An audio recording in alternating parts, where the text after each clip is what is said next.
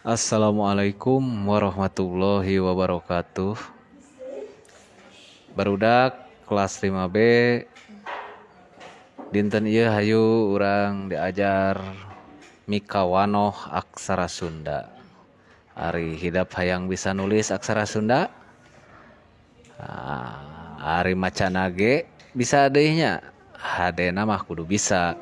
Ari sababna aksara Sunda teh banda basa jeung budaya Sunda.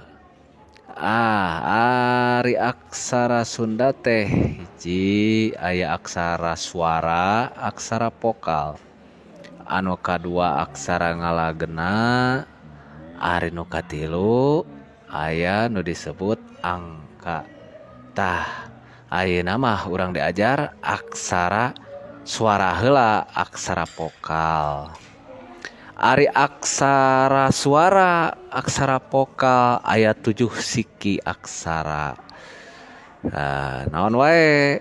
Nyaeta aya A, aya E, aya I, aya O, aya U, aya E, jeung E. Ari nulisna kumaha Pak Guru?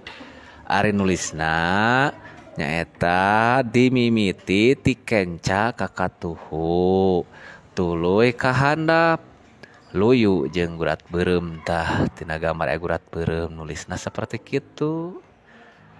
Nah, di dieu pek ku hideup serat tuluy kanlan aya AA, nu kadua aya II, aya UU jeung nepi ka nomor 7.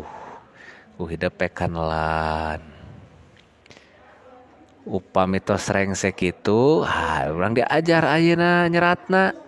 Tah, urang salin robah huruf-huruf ieu ti nomor 1 nepi ka nomor 10 ti mimiti AI nepi ka IO ku huruf aksara Sunda. Sok wilujeng belajar barudak.